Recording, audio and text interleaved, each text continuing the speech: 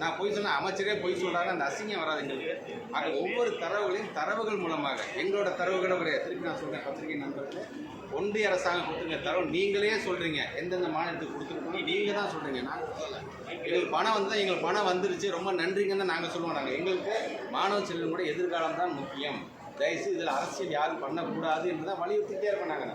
ஆனால் இப்போ வரைக்கும் நீங்கள் பணம் தராமல் என்ன சொன்னீங்க ஒரு 2 வாரத்துக்கு முன்னாடி? இல்லை மாநிலத்தினுடைய முதலமைச்சரே போய் சொல்கிறாரு, இன்னும் பணமே ரிலீஸ் பண்ணவே ஆரம்பிக்கல, அது மார்ச்சில் தானே நடக்குதுங்கிறீங்க.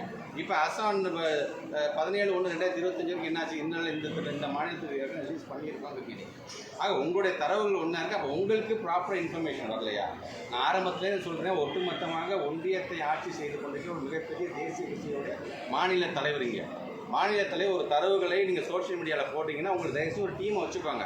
இந்த டீமை வச்சுக்கிட்டு இது கரெக்டாக நடக்கிற ஏற்கனவே என்ன பண்ணீங்க, இந்த பள்ளிக்கு அரசு பள்ளிகள்லாம் வந்து தனியார் தத்தெடுக்க போகுதுன்னு சொல்லி பெருசாக அப்பயே நான் சொன்னேன், தனியாக ஒரு டீம் வச்சுக்கோங்க.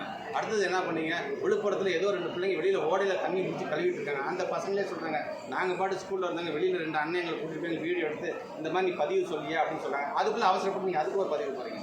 இந்த 44 கூட இவர் என்ன தான் பண்ண 44 கூட என்ன பண்ணார்? அன்பில் மகேஷை விட்டுருங்க.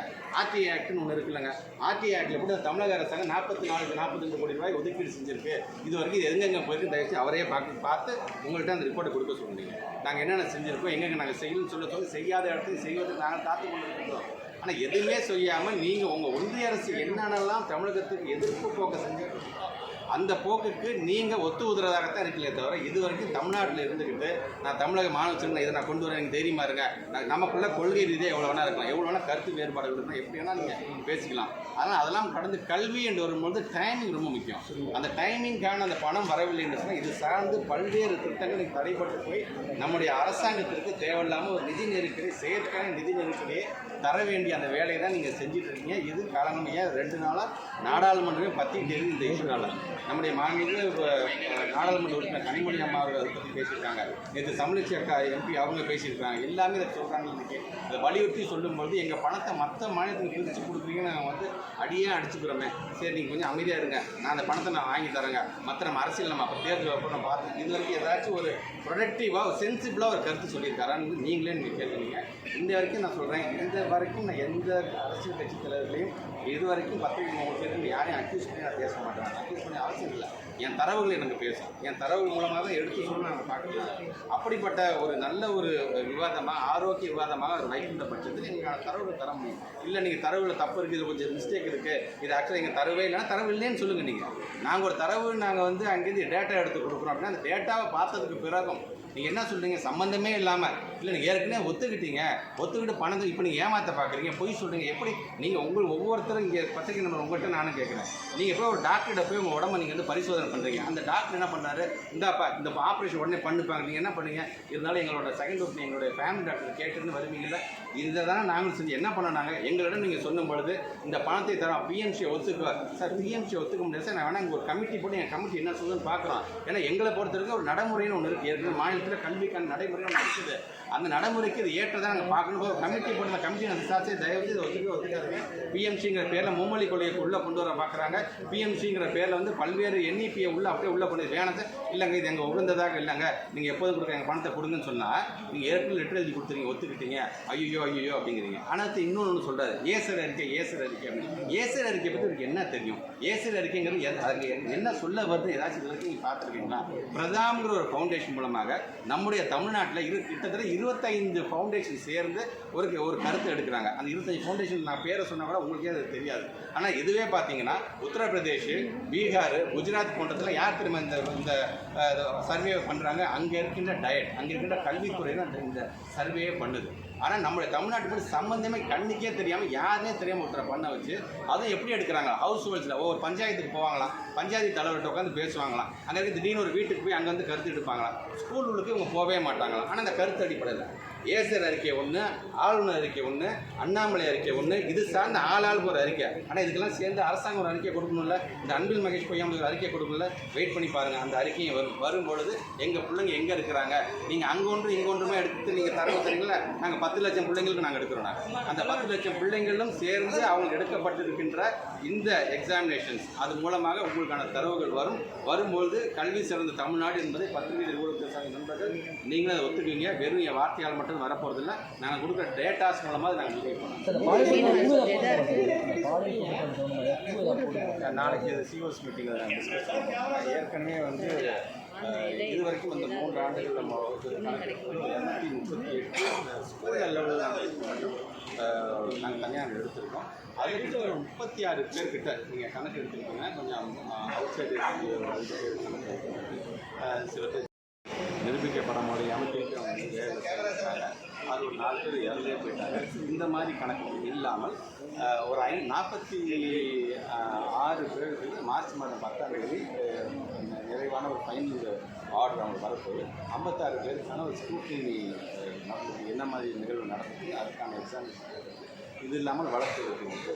எங்களை பொறுத்த வரைக்கும் இந்த மாதிரி யார் தவறு செய்தாலும் சரி, எந்த பள்ளியாக இருந்தாலும் சரி, தவறு என்று வந்து எதுக்கு மாணவர் மனசு பெட்டின்னு வைக்கணும்? இவ்வளோ நாள் இது வரைக்கும் எந்த அரசாங்கமும் மாணவர் மனசு பெட்டின்னு வைக்கல. ஏன் மாணவர் மனசு பெட்டின்னு வைக்கிறோம்? எதனால் இந்த தகவல் வந்து நம்ம காதுக்கு வருது நமக்கு? இல்லைன்னா இது மாதிரி ஒரு பிரச்சனை கூட வராமல் மாணவர் மனசு பெட்டி வந்து பிள்ளைங்க எழுதி போடும் பொழுது அந்த பிள்ளைங்களுடைய பேரும் அவங்களுடைய முகவரியும் ரகசியமாக வைக்கப்பட்டு அதை நாம் இன்றைக்கி வந்து நம்ம வந்து விசாரணை செய்யணும்.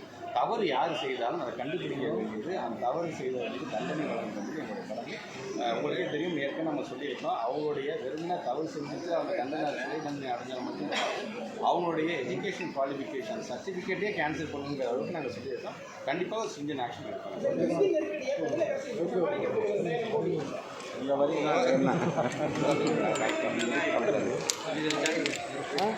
ஹலோ ஹலோ பார்த்து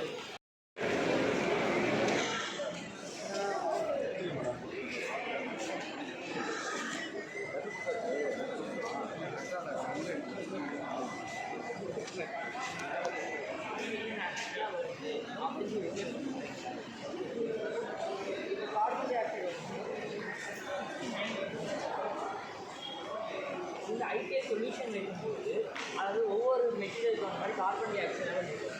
ஒவ்வொரு மெட்டீரியலுக்கு வந்து கரெக்டாக கார்பன் டை ஆக்சைடு லெவல் வந்து இன்க்ரீஸ் ஆகுதான் இருக்காது.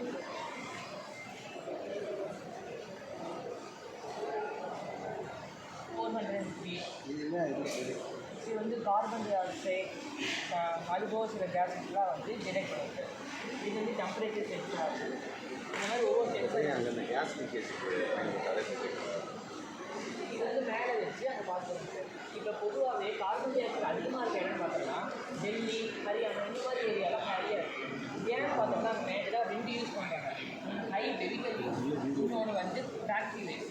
ஸோ இப்போ அந்த ஃபேக்ட்ரியிலேருந்து வரக்கூடிய கார்பன் டை ஆக்சைடை ஒரு ஃபில்டர் மூலிமா ஃபஸ்ட்டு ஃபில்டர் பண்ணி அதுக்கப்புறம் வந்து நம்ம வெளியே வருவதோ இன்னும் போர் சிஸ்டம் மாதிரி உள்ளுக்குள்ளே விட்டு அது கோலா ஃபார்ம் ஆக கூட சான்ஸ் இருக்குது. ஸோ வந்து இது வந்து சுற்றுச்சூழல் பாதிக்காமல் கூடிய வெப்பமடைகிறத இது கம்மி பண்ண முடியும்.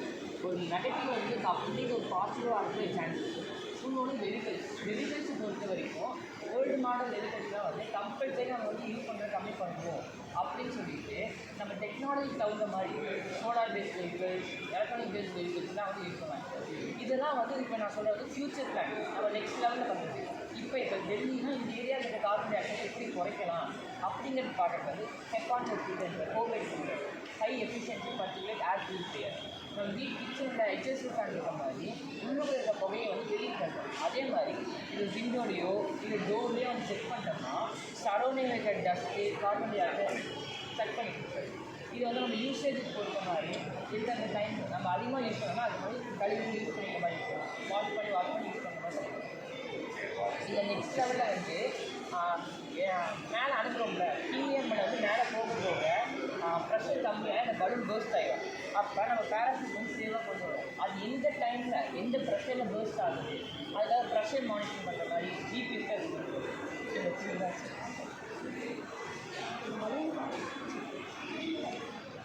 அந்த பலூனை வந்து அந்த கேமரா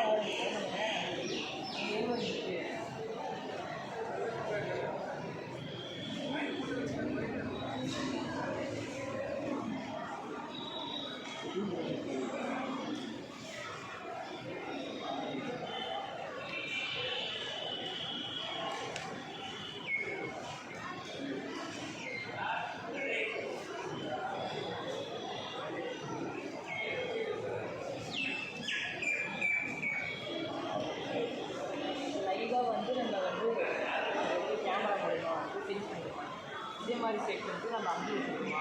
ஸோ அது மூலம் வந்து அட்மாஸ்பியர் ரிசர்ச் பண்ணி அங்கே அந்த பலூன் கீழே நம்மளோட பேலோட் சேம் கான்செப்ட் படி மேலே பலூன் கீழே பேரண்ட் அது கீழே வந்து நம்ம பேலோடு வச்சு அங்கேருந்து வெதர் மானிட்டரிங் பண்ணுற மாதிரி பண்ணிடுவோம். சரி. தேங்க்யூ.